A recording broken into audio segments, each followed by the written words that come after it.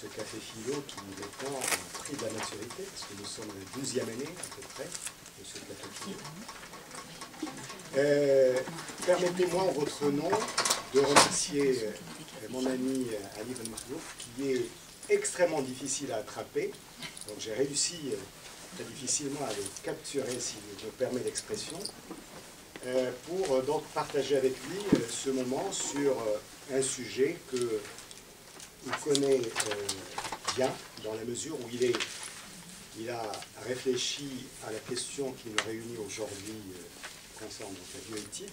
Il a beaucoup réfléchi, mais c'est aussi quelqu'un qui est dans l'action, il est dans la cité, au sens du philosophe qui intervient aussi dans les affaires de la cité en tant que ancien vice-président du Comité national d'éthique.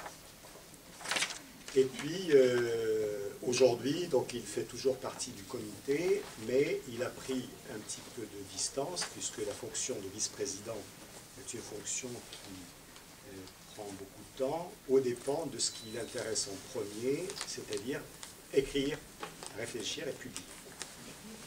Alors, donc, Ali Ben Makhlouf, quelques mots si vous me le permettez, il est agrégé de philosophie, professeur de philosophie, à l'université de Paris Est Créteil, Val-de-Marne.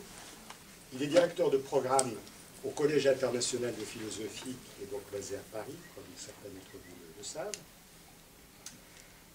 Et puis, je dirais que je suis d'autant plus ravi de le recevoir qu'il représente une figure assez singulière dans le champ philosophique en général. Après, on va préciser sur quel champ il est. Alors, pourquoi une figure singulière? D'abord, de par son cursus. Il est mathématicien et philosophe.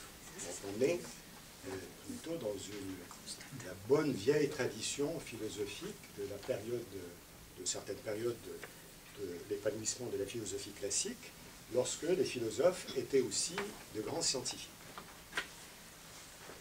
C'est une figure aussi singulière parce que Ali Ben Makhlouf s'inscrit dans une tradition académique française qui, hélas, est en déclin depuis une vingtaine d'années. Je pars sous son contrôle. Cette tradition philosophique française qui a donné d'éminents spécialistes de la philosophie, d'une partie de la philosophie dont on va parler tout à l'heure, c'est ce qu'on appelle dans le monde académique des comparatistes, c'est-à-dire des philosophes, des spécialistes de la philosophie, des enseignants, des chercheurs, qui vont travailler sur deux champs philosophiques différents. Et c'est le cas de Ali Ben Makhlouf parce que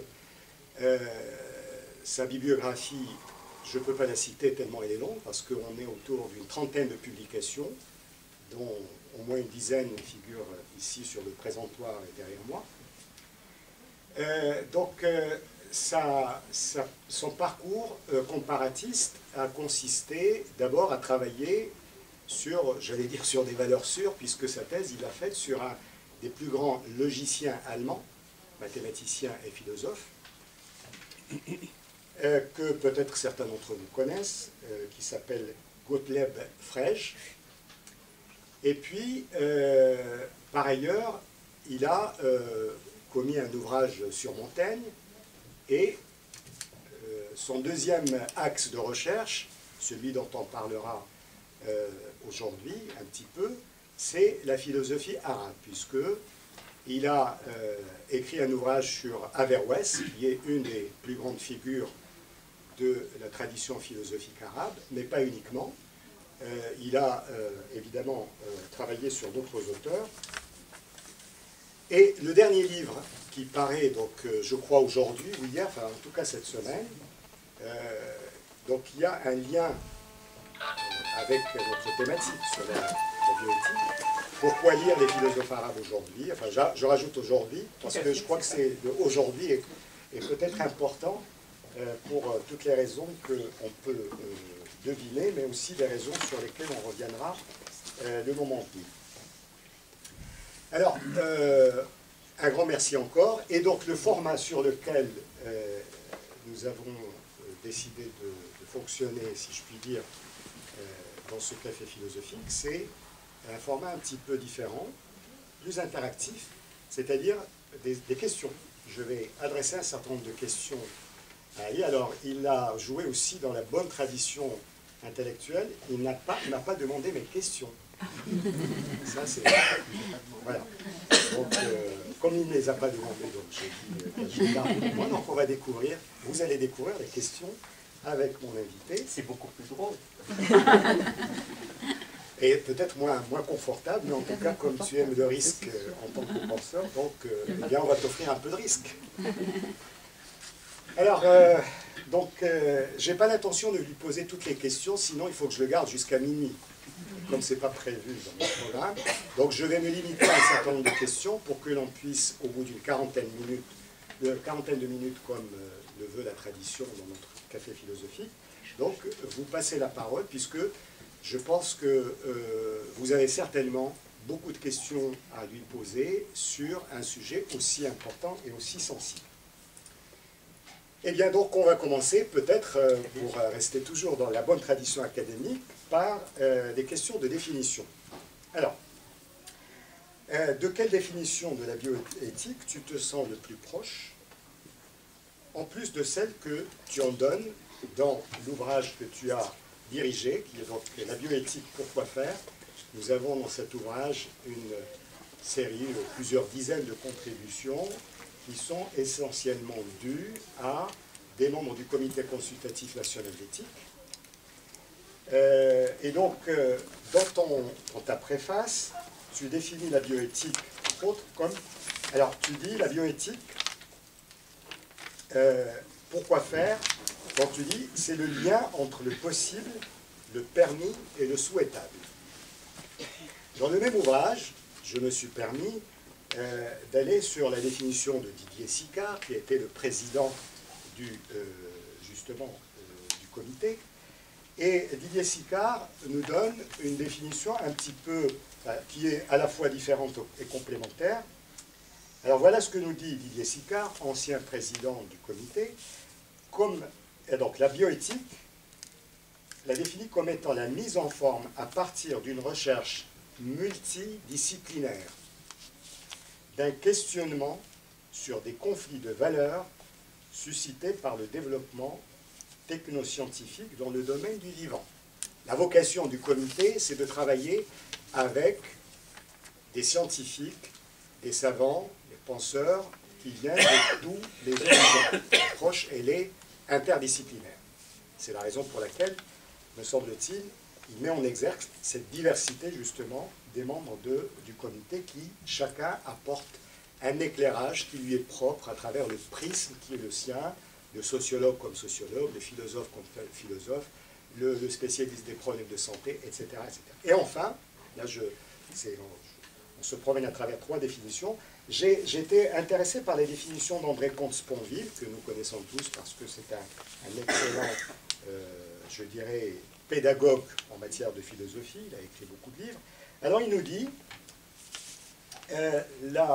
donc la bioéthique, il a défini comme étant l'éthique appliquée aux problèmes que nous pose le progrès ou les progrès des sciences et des techniques. Je répète, l'éthique, enfin, la bioéthique, pardon, c'est l'éthique, je le cite, appliquée aux problèmes que nous posent les progrès des sciences et des techniques de la vie et de la santé. Alors, écoutez bien la suite parce qu'elle est très intéressante. Son fondement est plus le questionnement que l'affirmation de nouvelles valeurs.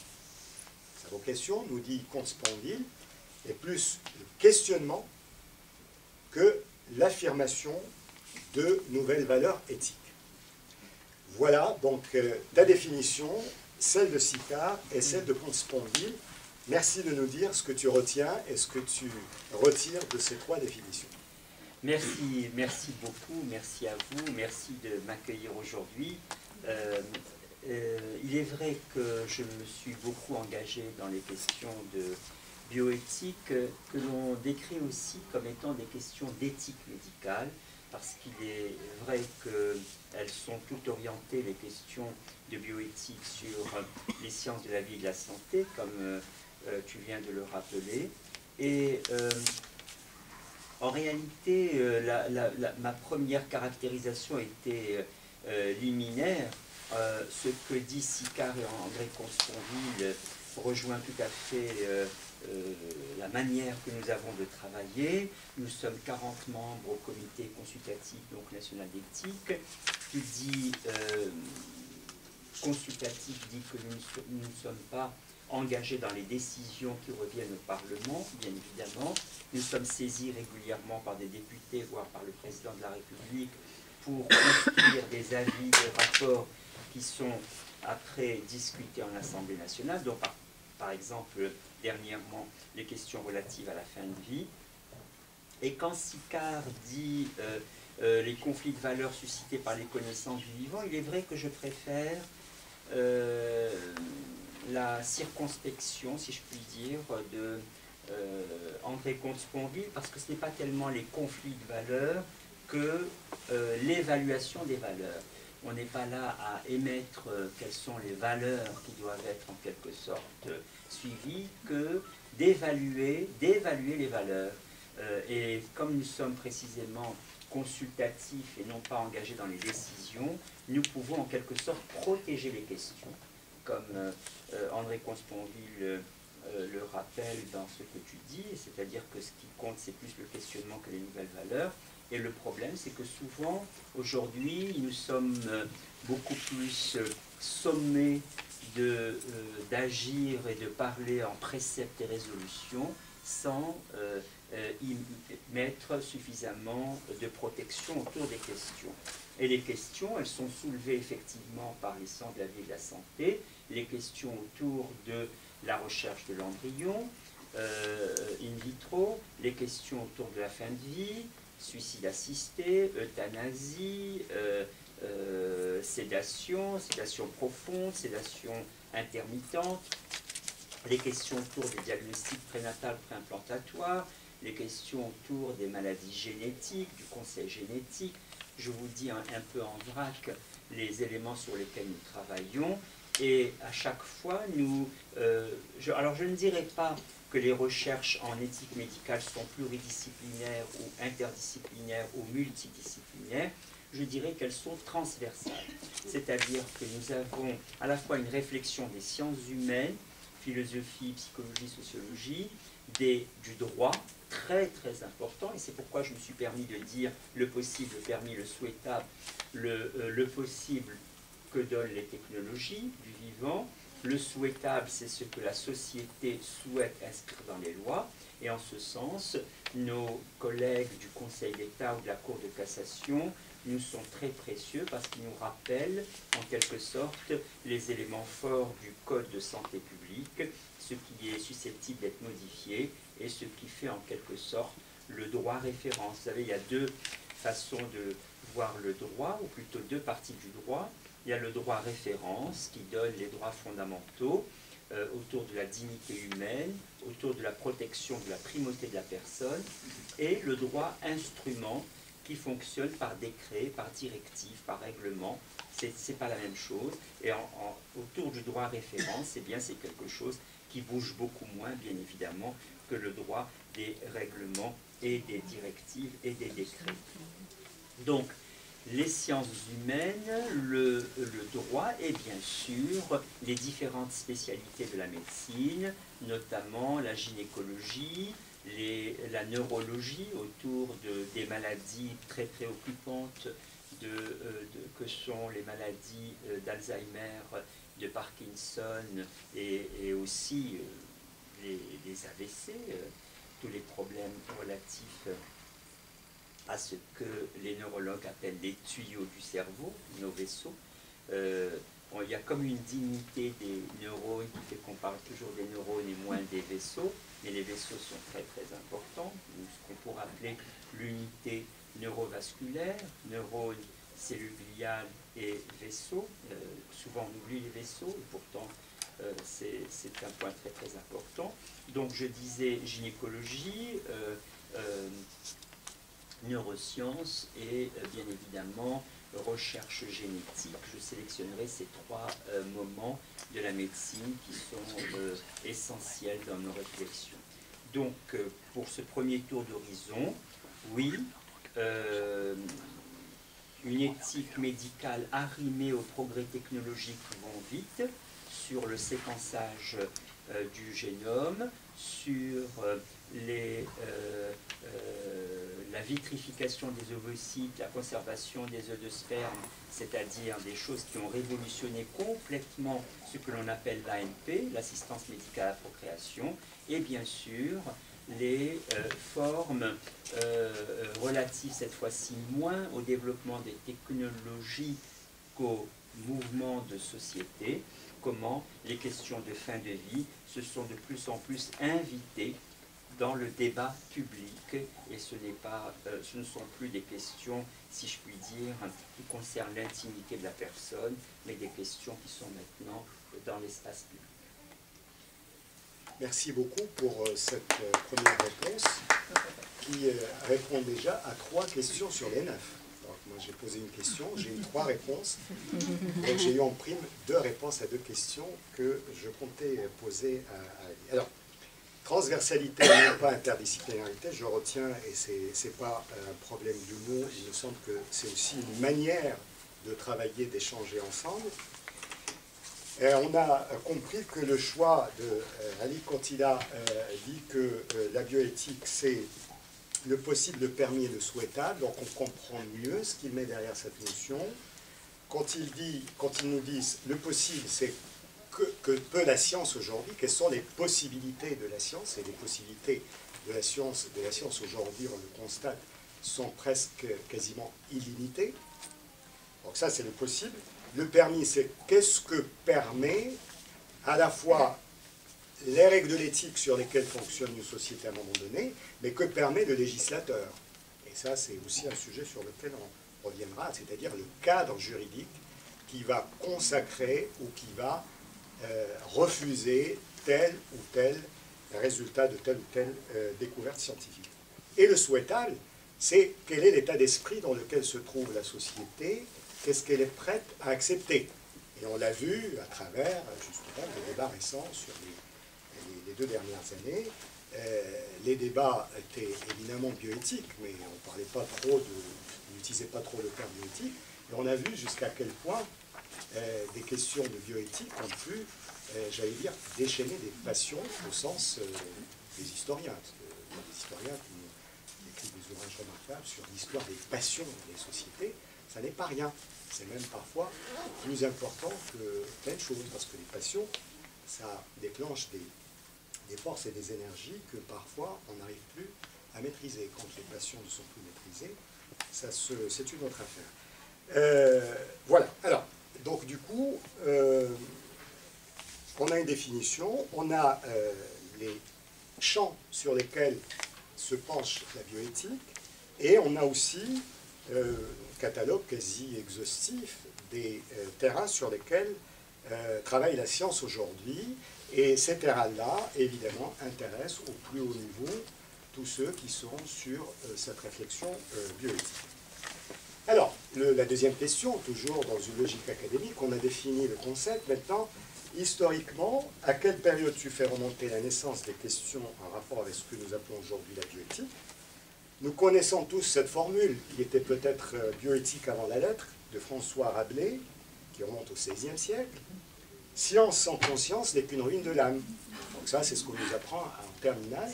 Et c'est peut-être le début d'une réflexion d'ordre bioéthique. Tu me diras si mon extrapolation ne te choque pas trop.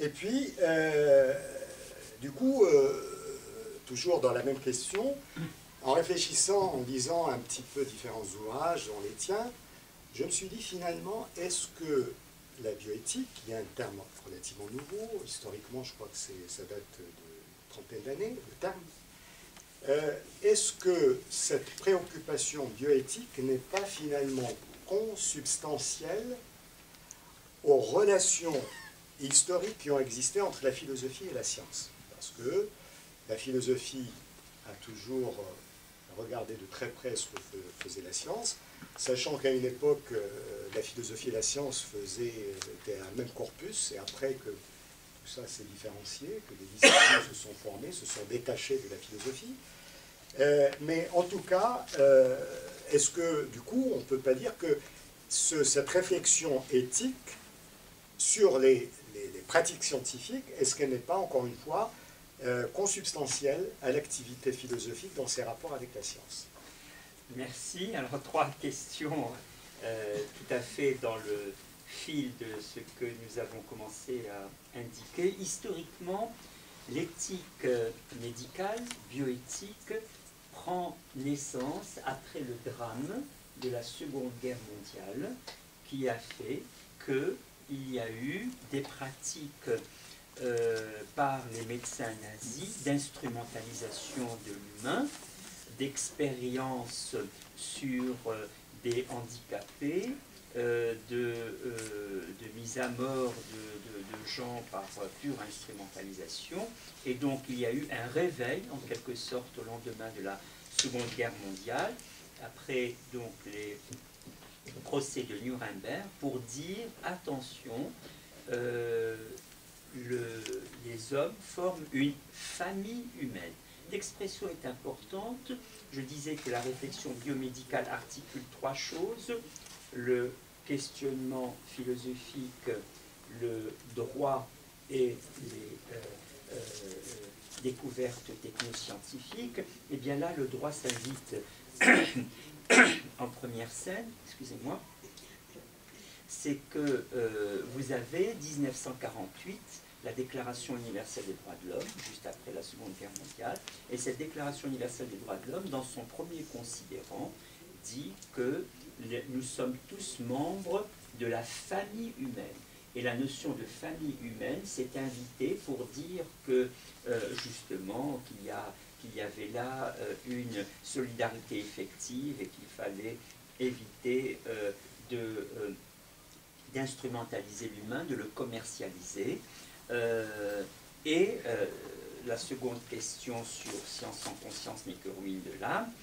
Science sans conscience, je rappelle que dans le premier article de cette Déclaration universelle des droits de l'homme, qui est reprise complètement dans les conventions de bioéthique de l'UNESCO, les hommes sont libres et égaux en droit, naissent libres et égaux en droit, ils sont tous, c'est l'article 1er, doués de raison et de conscience. Alors c'est intéressant parce que la première rédaction de l'article 1 de la Déclaration universelle des droits de l'homme, c'était juste de dire que les hommes sont doués de raison. Et le député chinois a insisté pour dire que dans la tradition confucéenne, il est beaucoup plus important de parler de conscience que de raison. Et tu as mentionné Rabelais, mais Rabelais et Montaigne au XVIe siècle sont de nos auteurs, si je puis dire, les plus asiatiques. Parce qu'ils sont véritablement dans une ouverture de leurs propos, je pense particulièrement à Montaigne, où on peut y lire plus d'un principe et bouddhiste et confucéen. Donc la conscience s'invite dès l'article 1 de la Déclaration universelle des droits de l'homme, et elle guide complètement le travail du médecin. Il y avait une formule, mais elle est en train de passer, qui consistait à dire la médecine consiste à ce qu'une conscience du médecin rencontre une confiance du patient. Conscience et confiance.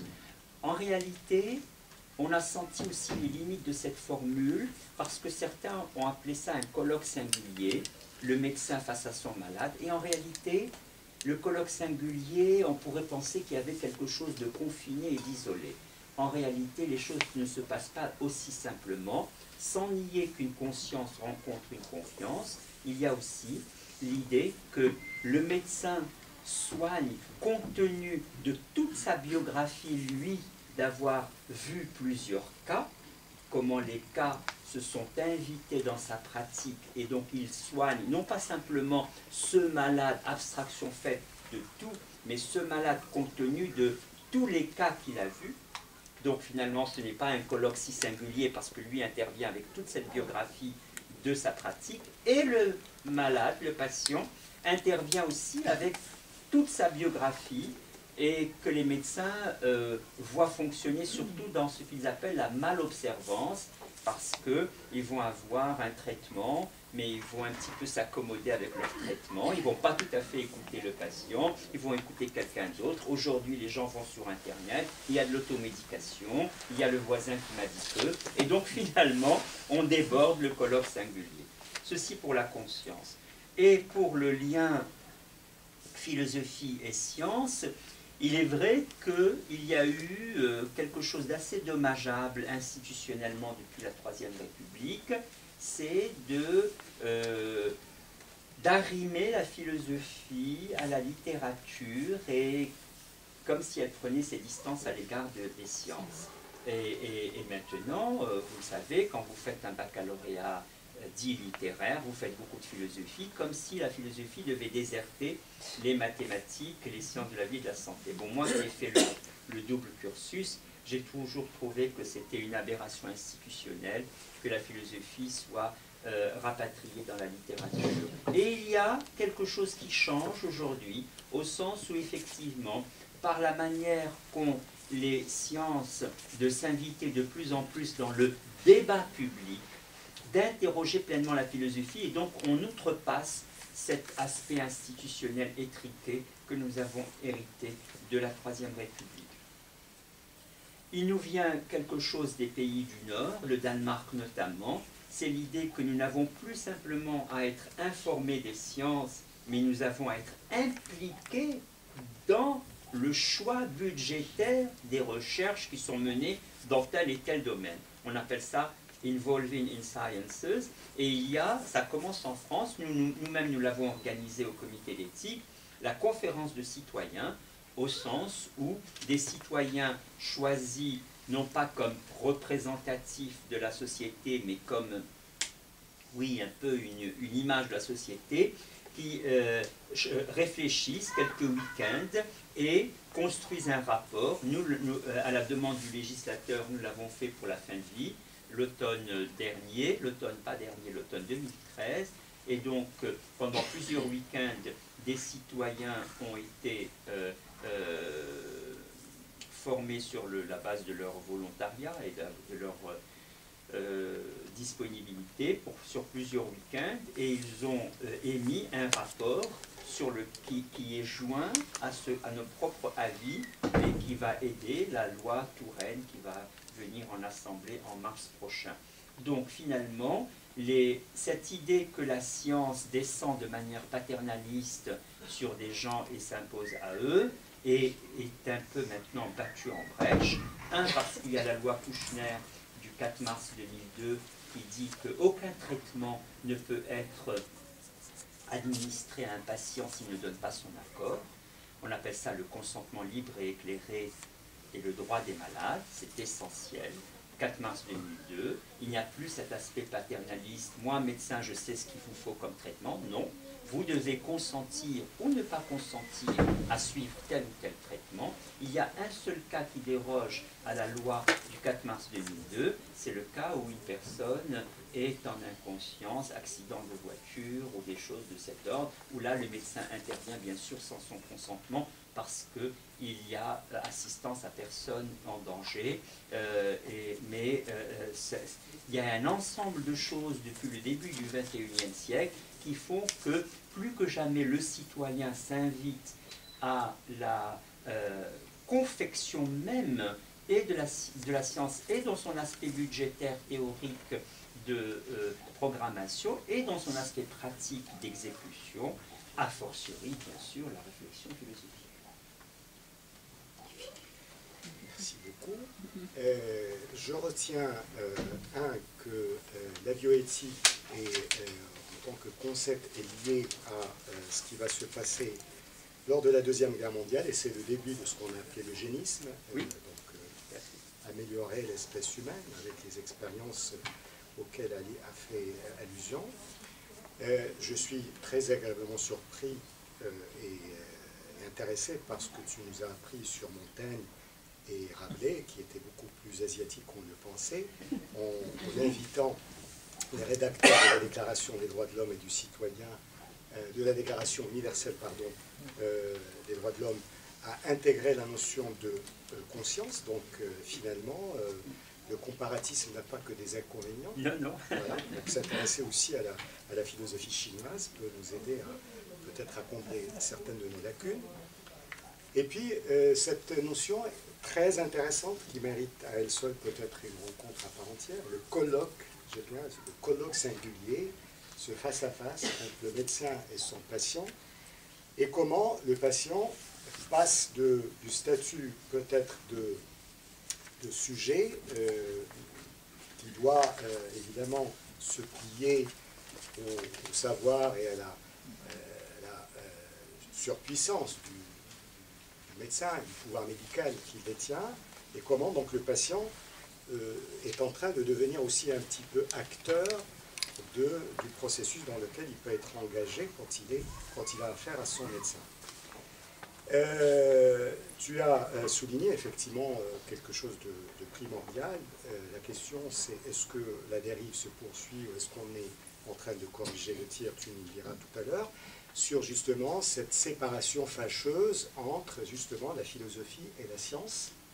Et la philosophie qui a été, comme l'a très bien dit Ali, elle a été considérée de plus en plus comme une discipline littéraire, c'est-à-dire une discipline réservée à ceux qui n'ont pas de choses très sérieuses à étudier. Les choses sérieuses à étudier, c'est la physique, c'est les mathématiques, c'est les sciences naturelles qui sont des disciplines très importantes.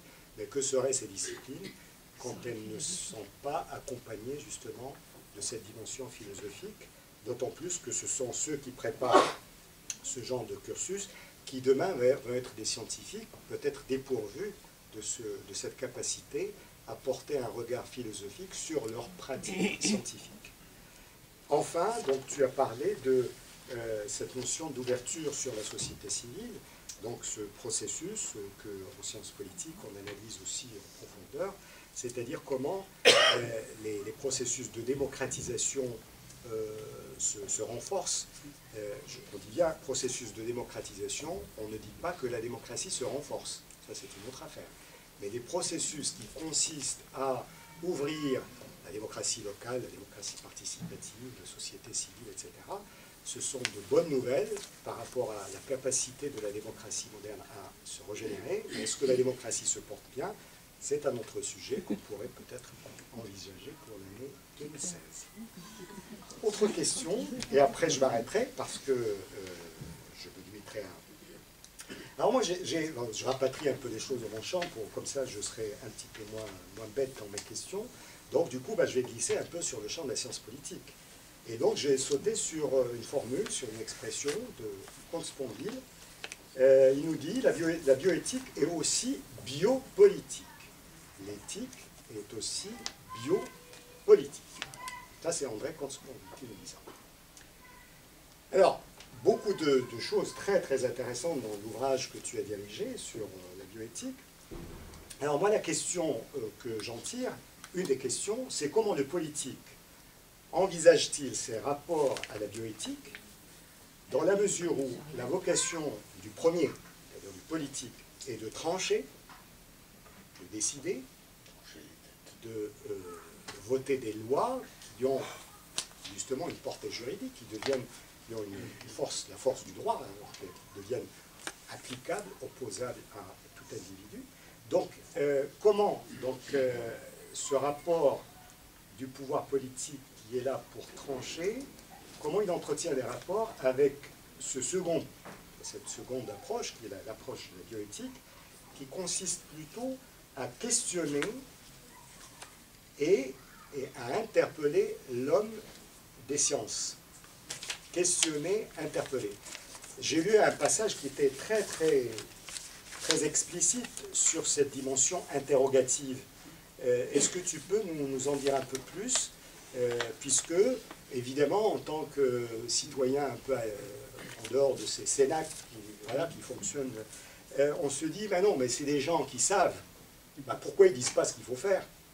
Et donc, la position d'un certain nombre de contributeurs consistait à souligner avec force cette dimension du comité éthique qui doit rester plutôt dans l'interrogation, dans l'interpellation, Et là, donc la sous-question, et ça sera la dernière, après on va passer à la parole. La notion d'éthique, bien évidemment, on a eu un café philosophique en 2006 sur l'éthique, ici, pour ceux qui s'en rappellent. Et quand il s'est agi de différencier l'éthique de la morale, on a dit un peu ce qui se dit habituellement. Et en gros, ce que je retiens surtout, c'est l'éthique, c'est d'abord et avant tout des valeurs individuelles que je me donne et qui vont orienter ma vie, qui vont présider à un certain nombre de décisions, de choix, etc. Ce qui est le différent de la morale, parce que la morale, elle est collective, elle est définie justement par une instance qui peut être extérieure à moi. Alors donc, du coup, comment, justement, on peut envisager également cette question, la question de la bioéthique, par rapport au caractère non universel de l'éthique. Son caractère spatio-temporel, comme on dit, elle est une éthique, elle est liée à un espace géographique. L'éthique, notre éthique ici, n'est pas celle du Japon, n'est pas celle d'Afrique du Sud, etc. Et puis, historiquement, l'éthique, comme tout ce qui est humain et tout ce qui se construit, c'est un construit, et tout ce qui se construit est soumis justement à une dynamique historique, à des déterminants, etc. etc. Voilà. Merci, oulala, beaucoup de choses, mais j'ai pris des notes. D'abord, je voudrais revenir sur mes réponses pour les approfondir, si je puis dire, ou les compléter compte tenu du fait que tu les aies retenues. Le colloque singulier, le patient, le médecin, je dis encore un petit mot que je n'ai pas dit tout à l'heure, c'est que ce n'est pas parce que le patient s'invite de plus en plus comme acteur du processus que le médecin perd sa fonction de conseiller. Il est très important d'insister sur le fait que le médecin fait du conseil. Je dis ça parce que beaucoup court-circuitent le savoir médical par Internet.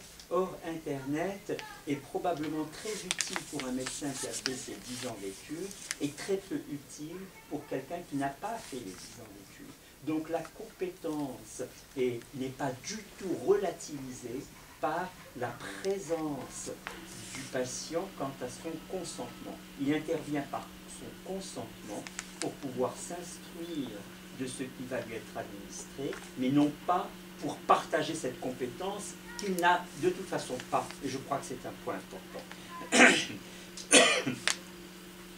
Sur science et philosophie, oui, dès lors qu'il y a recherche, et recherche, on est engagé en quelque sorte en philosophie, moi je vais dire recherche de vérité, oui, recherche de vérité, et pas simplement un jeu et jonglerie rhétorique avec les mots. La rhétorique, c'est très très bien quand elle repose sur un savoir précis, mais quand on fait simplement un jeu avec les mots, sans parler, si je puis dire entre guillemets, sérieusement, qu'est-ce qui distingue la parole philosophique d'une parole énoncée sur une scène théâtrale? Je n'ai absolument rien contre le théâtre, mais le théâtre se donne d'emblée comme une parole fictive. Or la philosophie, ça rime à la réalité, lance les mots comme des filets pour attraper quelque chose du réel, et dans ne jamais perdre le sens robuste de la réalité, c'est quelque chose qui fait l'osmose philosophie-science, bien évidemment. Sur le biopolitique, André Comte-Sponville n'a pas inventé le mot. Il vient de Foucault.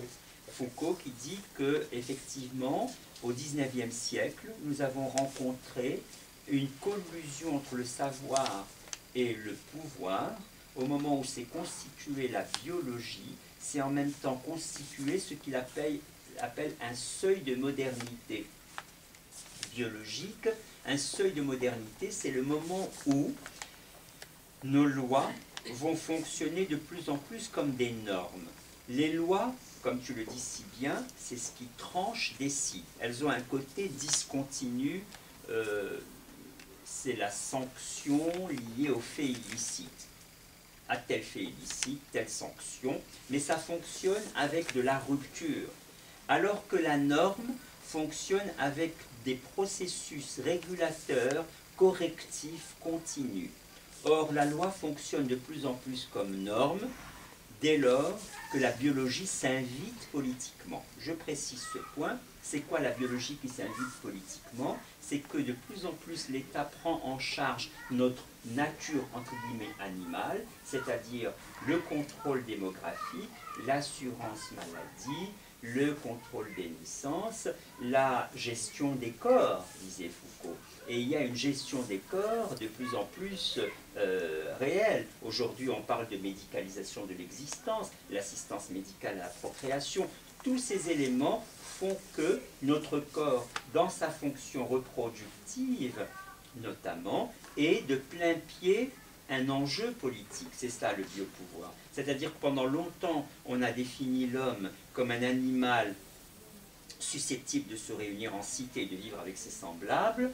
Maintenant, on dit c'est cet individu qui invite son animalité en politique parce qu'il a à gérer sa vie, cette espérance de vie. Nous avons gagné quand même 3 fois l'espérance de vie a été multipliée par 3 depuis 1750. On n'imagine pas qu'en 2 siècles, vous vous rendez compte, la moyenne de vie était de 26 ans. Alors attention, vous allez me dire, mais il y avait bien des gens qui vivaient jusqu'à 80-90 ans. Oui, ça c'est le destin individuel. Je parle de statistiques. Statistiquement, c'était 26 ans. Pourquoi? Parce qu'il y avait un fort taux de mortalité infantile. Et donc, du coup, ça faisait baisser complètement les statistiques. Donc, le 19e siècle a gagné en hygiène et en progrès, pas simplement en progrès technologique, mais aussi en progrès sociaux. Je rappelle que le décret du Conseil d'État pour Paris en 1910, l'élimination des chiens errants, ça a été un grand moment. Mais jusqu'en 1910, il y avait les chiens errants à Paris. Donc vous voyez, avec tout ce qui s'ensuit comme problème d'hygiène. Donc le biopolitique, c'est véritablement cela. Et dans ce biopolitique, puisqu'on gère la vie qui est un processus continu, ce n'est plus tellement la loi sous la forme de la sanction qui elle continue à valoir, bien évidemment, mais elle se transforme surtout sous forme en tant que norme corrective. C'est ce qui fait qu'il y a ces lois relatives à la bioéthique de 1994, de 2004 et de 2011. Dans vos questions, je pourrais revenir sur ce qui a changé à chaque fois, si vous voulez. Alors, effectivement, comment, face à cet aspect tranchant et décisionnel, l'éthique, la bioéthique, l'éthique médicale continue à questionner, interpeller? Eh bien, simplement parce que la réponse est souvent le malheur de la question et que le législateur parfois laisse tomber des éléments importants qui doivent s'inviter tout le temps à la réflexion. L'éthique, disait un grand philosophe, Wittgenstein, c'est toujours admettre une inadéquation entre ce que je vise et ce que j'exprime.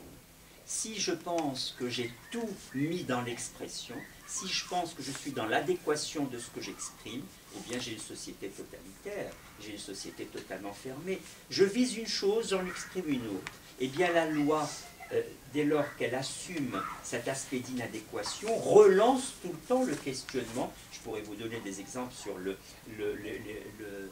la loi, par exemple, même quand elle est votée à l'unanimité, comme la loi Leonetti du 22 avril 2005 sur la fin de vie, elle relance complètement le questionnement. C'est une loi qui dit pas d'obstination déraisonnable dès lors que la vie n'est plus que maintenue artificiellement et que donc le médecin est en droit de suspendre ou de ne pas entreprendre des traitements qui n'ont pour but que le maintien artificiel de la vie.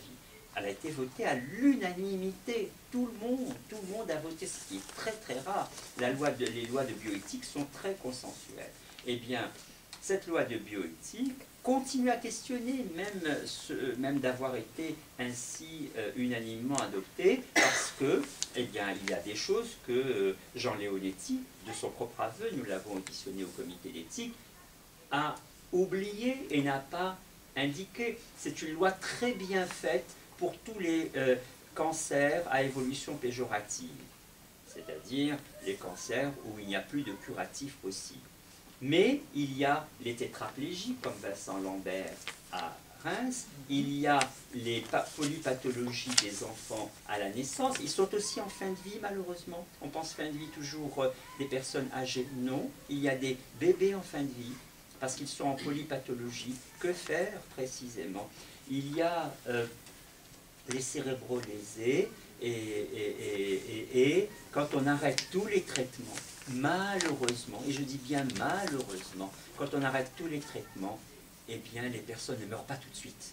Et donc il y a une souffrance à laquelle la loi doit répondre encore, et c'est ce que j'ai, d'après ce que j'ai compris, c'est ce qui va être en partie discuté le mois prochain à l'Assemblée. Dernière question sur l'éthique espace géographique. Permettez-moi de vous donner un bon exemple de tradition distincte selon les pays. Il ne s'agit pas de dire une tradition est meilleure que l'autre, mais de voir comment on peut être engagé dans une tradition avec cohérence, mais d'un point de vue comparatif, toujours gagner de ce que les autres font. Par exemple, le don d'organes, il se trouve que j'étais rapporteur avec un néphrologue en 2011 ou 12, j'ai un petit doute, mais c'est la vie 115, qu'on peut télécharger dans sur le site du CCNE, sauf en ce moment, parce que notre site a été attaqué, et donc actuellement les services du Premier ministre le remettent à flot, donc on n'a pas encore la possibilité de le télécharger, mais allez-y souvent, ça finira par se faire. Donc le don d'organes, la France par exemple, comme l'Espagne, ont fait le choix d'un don d'organes essentiellement orienté vers la mort encéphalique, c'est-à-dire les gens qui meurent malheureusement, la plupart du temps ce sont des accidents de la circulation. Les organes sont dans un très bon état, mais la personne a perdu complètement tout son système nerveux, et donc on peut l'oxygéner le temps de garder une bonne qualité des greffons, et 91% des personnes greffées en France sont greffées à partir de dons cadavériques, de dons de personnes décédées. En Norvège, aux États-Unis, c'est plutôt, et au Canada, c'est plutôt le don entre vivants. Alors, on ne va pas dire que eux c'est mieux ou que nous c'est mieux. Voilà l'espace géographique, comment il s'indique. C'est-à-dire qu'il y a des traditions différentes. Dans des pays très vastes comme la Norvège ou comme les États-Unis, le voyage d'un greffon est beaucoup plus délicat de New York en Californie, alors qu'en France, une mort à Brest, qui est susceptible de donner lieu à une greffe à Nice, toute la France n'est qu'à maximum 1h40 d'avion. C'est très très important, ce n'est pas le cas de la Norvège, ce n'est pas le cas des États-Unis. Donc vous voyez, il y a aussi des situations, pas seulement de tradition, je vais dire, même de situations géographiques, puisque tu as parlé d'espace géographique, de géographie forte, qui aussi infléchissent la réflexion éthique. Mais il y a aussi par comparaison de l'osmose, et je vais terminer là-dessus, au Japon, pendant 30 ans, on a arrêté complètement les greffes entre 1967 et 1997, les greffes à partir de la mort encéphalique, parce qu'on est resté sur un exemple fâcheux d'une seconde greffe mondiale du cœur. La première était, je crois, en 67 même, et tout de suite après, il y a eu la greffe japonaise. Mais on a suspecté le médecin d'avoir pas bien fait les choses. En tous les cas, malheureusement, quand on lui a demandé de donner tout l'enregistrement cardiogramme de la personne qui était venue pour une détresse cardiaque, il a dit qu'il avait tout perdu. Alors ça, c'était catastrophique. Alors du coup, ça s'est stoppé. Du coup, on a pris l'alibi de la religion shintoïste selon laquelle, j'emploie bien un conditionnel, il ne serait pas bon de prélever quelque chose de l'intégrité corporelle. Mais tout ça est tombé, si je puis dire, à l'eau. Enfin, ça a mis quand même 30 ans, parce que le Japon s'est rendu compte que dans les pays européens, dans les pays américains, la greffe du cœur était très bien faite, et qu'elle donnait de plus en plus des résultats patents, et que du coup, ils s'y sont mis eux-mêmes par le fait d'associations de malades, par le fait de gens qui ont dit il faut regarder du côté de l'osmose entre les cultures médicales et non point tellement dans des particularismes qui par moments sont des impasses. Merci infiniment. J'ai énoncé une question, mais on va la garder pour la fin.